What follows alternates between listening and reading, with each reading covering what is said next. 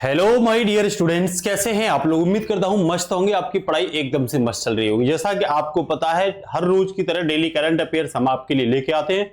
All over exam में ये important होने वाले हैं। किसी भी एग्जाम को दे लेना, क्वेश्चन यहीं से बनेगा और कहीं से नहीं बनेगा। जितना पढ़ा रहा हूं उतना सफिशियंट है। केवल करंट अफेयर्स नहीं पढ़ा रहा हूं, साथ ही साथ में आपको स्टैटिक जीके भी कंप्लीट करा रहा हूं। ऐसा किसी भी चैनल पर आपको नहीं मिलेगा कि आपको साथ में स्टैटिक जीके भी कराई जाए। तीसरा पॉइंट, महत्वपूर्ण इंपोर्टेंट टॉपिक भी कराए जाते हैं, तो मेरे साथ बने रहिएगा बिना कुछ टाइम वेस्ट किए हुए। 25 अप्रैल 2026 को मनाए गए विश्व मलेरिया दिवस की थीम क्या है, ये पूछ रहा है बच्चों। भाई इसकी थीम क्या रहेगी, कब 25 अप्रैल को आपको पता है सैटरडे का दिन है। वर्ल्ड मलेरिया डे के रूप में क्या किया जाता है, सेलिब्रेट किया जाता है। ठीक है, तो सीधा सीधा कह देना, कह रहा zero malaria starts with me, ready to beat malaria, driven to end malaria, now be can now be must. तो यही इसकी क्या है, थीम है। सभी बच्चे इसे क्या कर लेना, तैयार कर लेना। एकदम से इंपोर्टेंट ये थीम आपके लिए रहेगी। कुछ इंपोर्टेंट इसके बारे में बताऊं तो आप लोग कह देना, विश्व स्वास्थ्य संगठन द्वारा हर साल 25 अप्रैल को, तो किसके द्वारा, WHO द्वारा। आपका कर्तव्य ये बनता है, पहली कमेंट आप ये करोगे कि WHO का हेडक्वार्टर कहां पे है, मुझे बताओगे आप लोग। ठीक है, खराब मलेरिया के खिलाफ वैश्विक जागरूकता को बढ़ाने के लिए यह दिवस मनाया जाता है। नई वैक्सीन और तकनीकी के जरिए बीमारियों को क्या किया जाता है, खत्म करने पर जोर दिया जाता है। अब बात आई मलेरिया होता किससे, ये आपकी स्टैटिक जीके है, ये कोई नहीं बताने वाला आपको, लेकिन हमारी करंट अफेयर्स में यही आपको खासियत मिलेगी कि ये साथ में आपको बताई जाएंगी। ठीक है ना, तो आ जाइए बिना कुछ टाइम वेस्ट किए हुए। कह रहा मलेरिया जो होता है ना, वो प्लाज्मोडियम के द्वारा होता है। प्लाज्मोडियम नामक एक परजीवी होता है, उससे होता है। और ये मादा एनाफिलीज जो मच्छर होता है, ये इसकी वजह से होता है। अब आप लोग ये मुझे कमेंट में बताओगे, ये प्लाज्मोडियम जो है, क्या ये प्रोटोजोआ है, क्या ये प्रोटोजोआ है, आप लोग मुझे बताओगे। ठीक है ना, ये आपको बताना। मादा एनाफिलीज मच्छर का नाम याद रखना। ठीक है ना, अब आगे चलते हैं बिना कुछ टाइम वेस्ट किए। आपके स्क्रीन के सामने है क्वेश्चन, कह रहा हाल ही में भारत निर्मित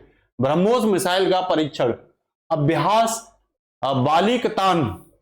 बालिकतान में किया गया। यह सैन्य अभ्यास किन दो देशों के बीच आयोजित किया जाता है, भारत और जापान, अमेरिका और फिलिस्तीन, कह रहा भारत और फ्रांस और ऑस्ट्रेलिया और अमेरिका। कौन सा, भारत द्वारा निर्मित ब्रह्मोस मिसाइल का परीक्षण अभ्यास बालिकतान में, तो ये किस किस के बीच, तो ये भैया अमेरिका और फिलिस्तीन के बीच क्या किया जाता है, अभ्यास किया जाता है। इसका आंसर क्या हो जाएगा, अमेरिका और फिलिस्तीन हो जाएगा। कह रहा है अमेरिका और फिलिस्तीन का संयुक्त सैन्य अभ्यास है, जिसमें चीन की बढ़ती हुई चुनौतियों के बीच पहली बार फिलिस्तीन ने अपनी ब्रह्मोस मिसाइल बैटरी का सिमुलेशन ड्रिल किया है, ध्यान रखना। और इसमें कह रहा है ये ब्रह्मोस मिसाइल के बारे में, तो ये ब्रह्मोस मिसाइल जो है वो भारत, DRDO और रूस, ठीक है ना, का संयुक्त एक उपक्रम है। ठीक है ना, ये ब्रह्मोस में ब्रहा जो शब्द है, ये भारत की ब्रह्मपुत्र नदी के नाम पर लिया गया, ये ध्यान रख लेना। कह रहा है यह सुपरसोनिक क्रूज मिसाइल है। फिलीपींस इसे खरीदने वाला पहला विदेशी देश बन गया। किससे खरीदेगा, भारत से खरीदेगा।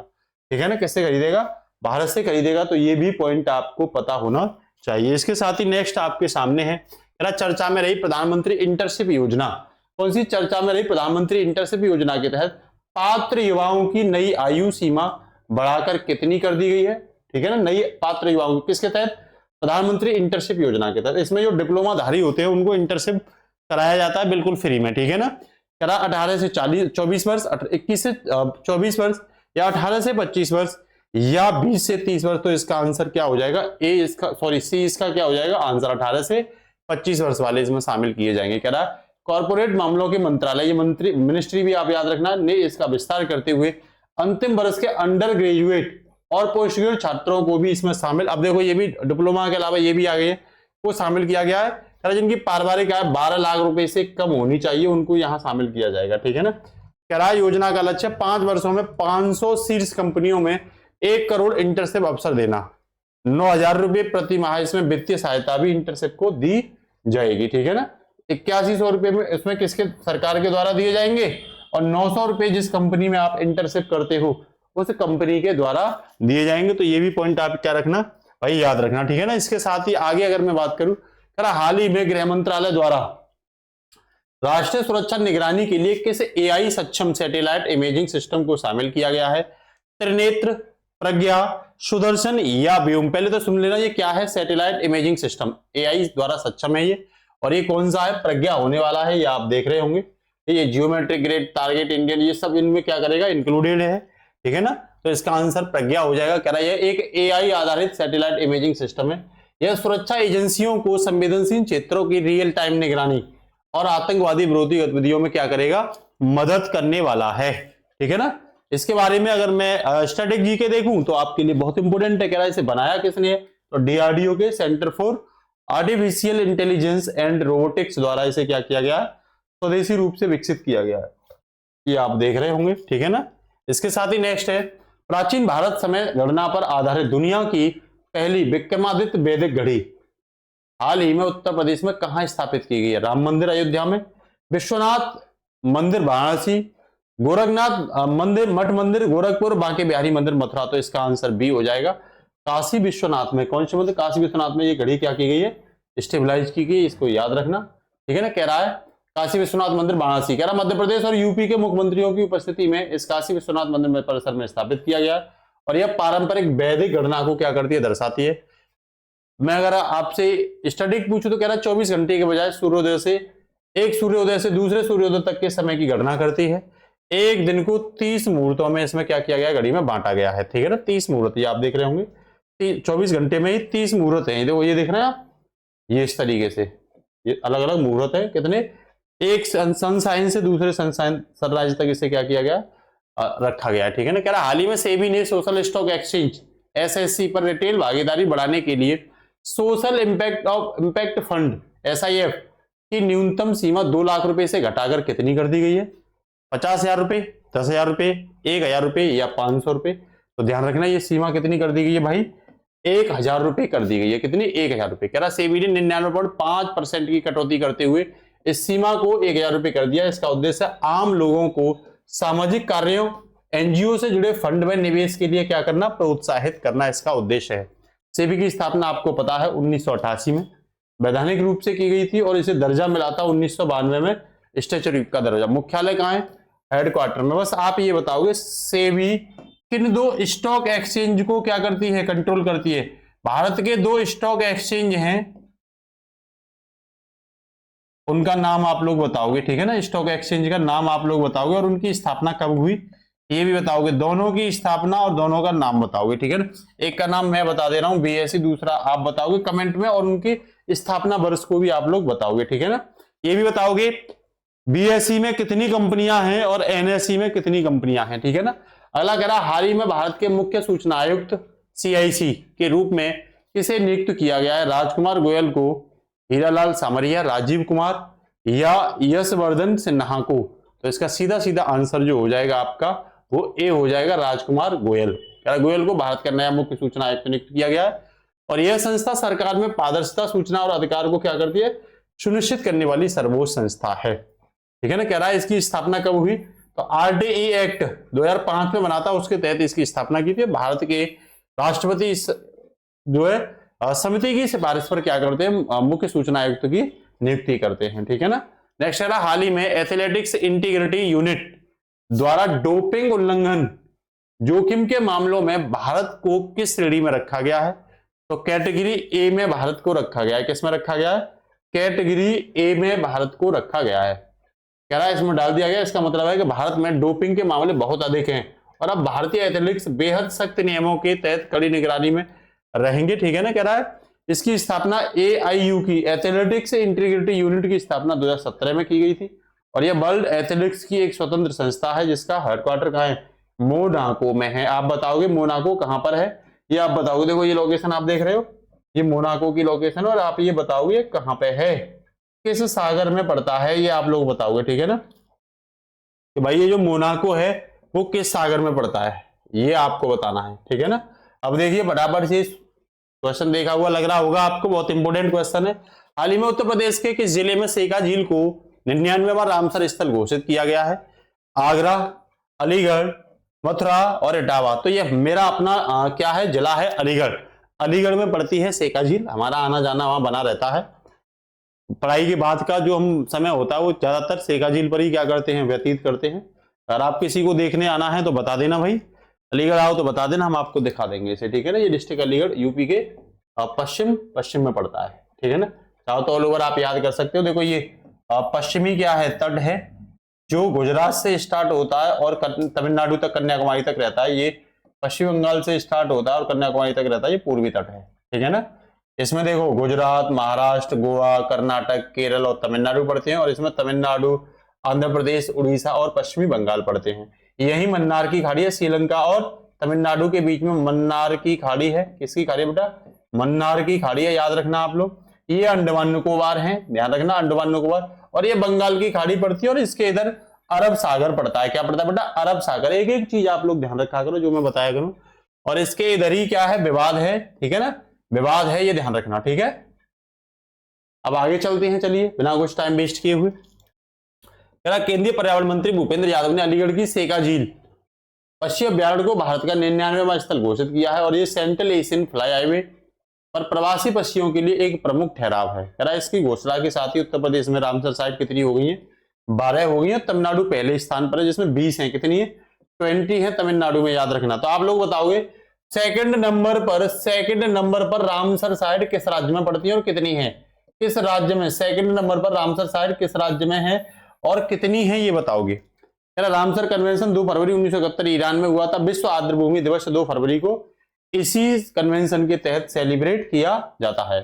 नेक्स्ट कह रहा है राष्ट्रीय पंचायती राज दिवस 2026 किस तिथि को मनाया जाता है, जिसकी थीम सशक्त पंचायत सर्वांगीण विकास। नया है, याद रख लेना। 24 अप्रैल को सेलिब्रेट किया जाता है क्योंकि 24 अप्रैल 1993 को पंचायती राज अधिनियम क्या किया गया था? लागू किया गया था, जिसके तहत स्थानीय शासन भारत में क्या किया जाता है? स्थानीय शासन भारत में लागू किया जाता है। और भारत में आपको पता ही है, ठीक है ना, 2 समितियां, एक बलवंत राय मेहता, ठीक है ना, जिसने 3 स्तरीय। आप लोग बताओगे, मैंने ये कल भी पूछा था क्वेश्चन। बलवंत राय मेहता समिति इसमें 1957 को आई थी। अशोक मेहता समिति कब आई थी? 1977। क्या मैं ये सही हूं? बिल्कुल ऐसा तो नहीं है। चेंज है तो आप बताइए क्या चेंज है। तो इसका आंसर क्या हो जाएगा भैया? 24 हो जाएगा। बस थीम याद रखना, सशक्त पंचायत सर्वांगीण विकास। ये आपको थीम याद रखनी है, सशक्त पंचायत और सर्वांगीण विकास। ये मैं आपको कभी भी पूछ सकता हूं कि लिखिए कि क्या थीम थी। पंचायती राज अधिनियम 24 अप्रैल 2026 को नई दिल्ली में 17वां पंचायती राज, अब ये भी याद कर लो, ये नया पॉइंट आ गया, 17वां दिवस मनाया गया। जमीनी स्तर के विकास को मॉनिटर करने के लिए पंचायत एडवांस इंडेक्स 2.0 लो, ये और नया आ गया। इस अवसर पर पंचायत एडवांसमेंट इंडेक्स 2.0 लॉन्च किया गया है, ठीक है ना। और ये 73वां संविधान संशोधन 1992 के तहत जोड़ा गया था। 13 स्तरीय व्यवस्था भारत में लागू है, ठीक है ना। पहले मतलब गांव स्तर पर ग्राम पंचायत, ब्लॉक स्तर पर पंचायत समिति और डिस्ट्रिक्ट पर जिला पंचायत समिति यहाँ क्या होती है?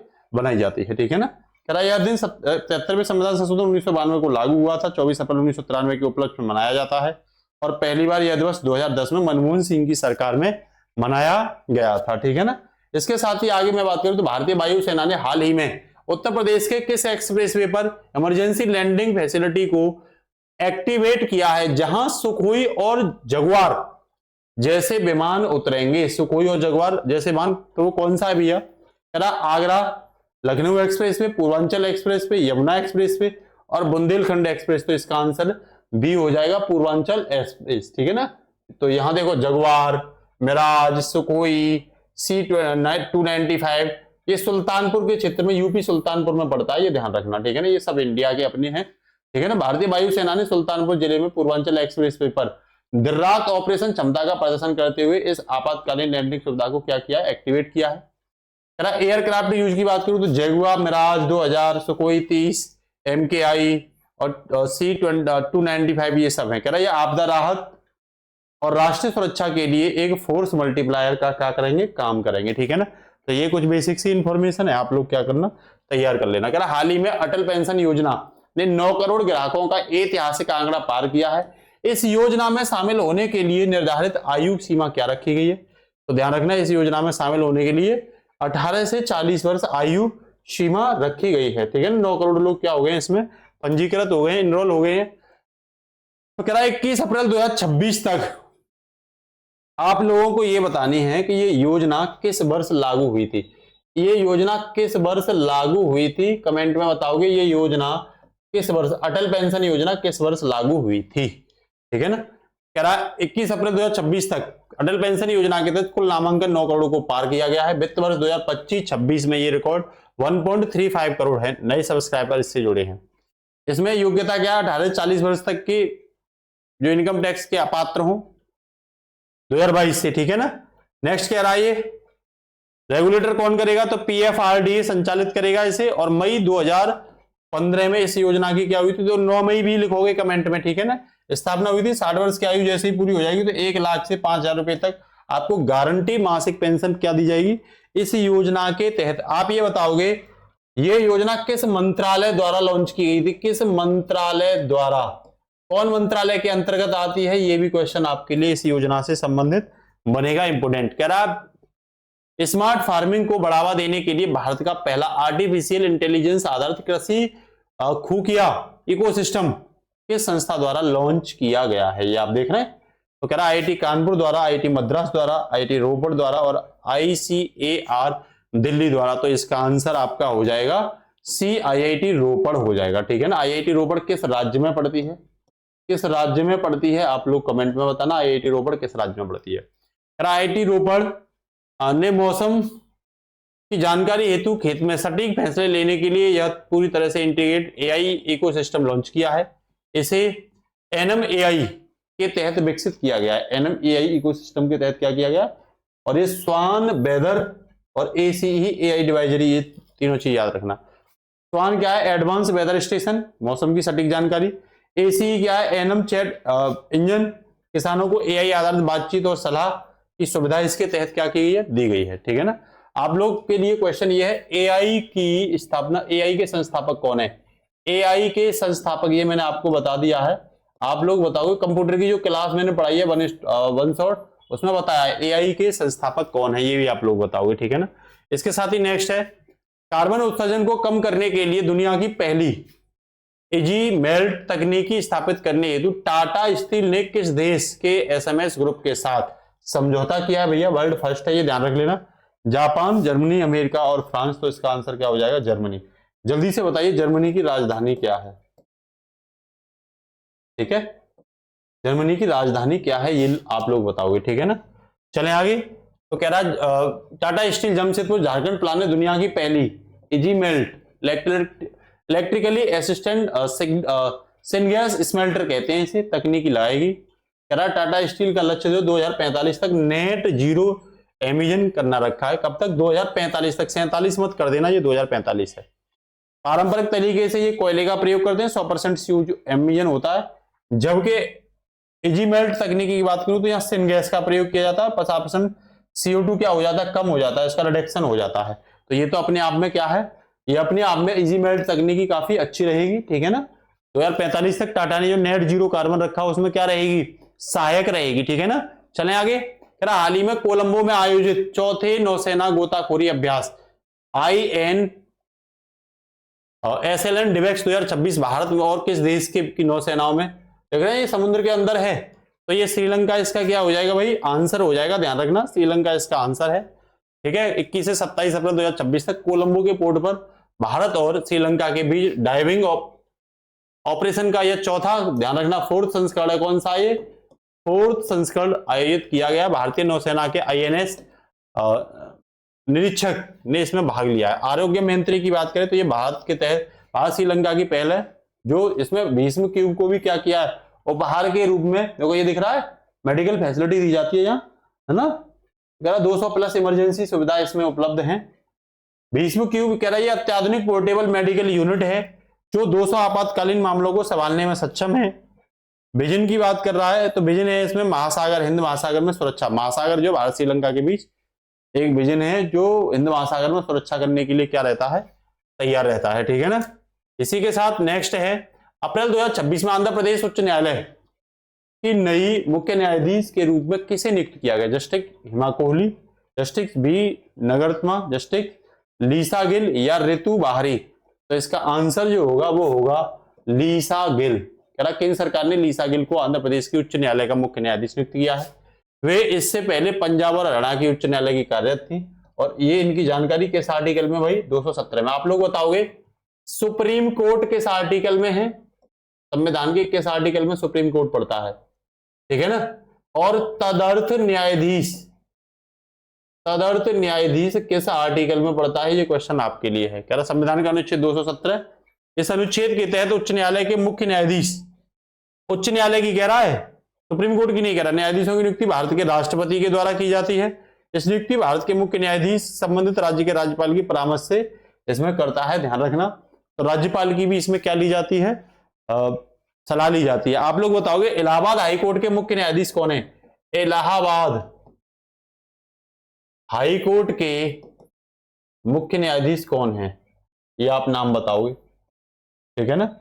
और एक क्वेश्चन और है आपके लिए, वो क्वेश्चन है भैया, इतिहास में दहशाला पद्धति, दहशाला पद्धति किसने चलाई थी? दहशाला पद्धति किसने चलाई थी? एक और क्वेश्चन है आपके लिए, विटामिन सी, के और डी का नाम क्या है, ये नाम आप कमेंट में बताओगे। तो ये क्वेश्चन आज के लिए इतना ही, कल फिर मिलते हैं शानदार टॉपिक के साथ। तैयार कर लो, कहीं से भी कुछ पढ़ने की आपको जरूरत नहीं पड़ेगी। क्लास को ज्यादा से ज्यादा शेयर जरूर किया करिए, इसमें कोताही कोई भी नहीं बरतेगा, और अपने अपने स्टेटस पर लाया करिए। नमस्कार, जय हिंद।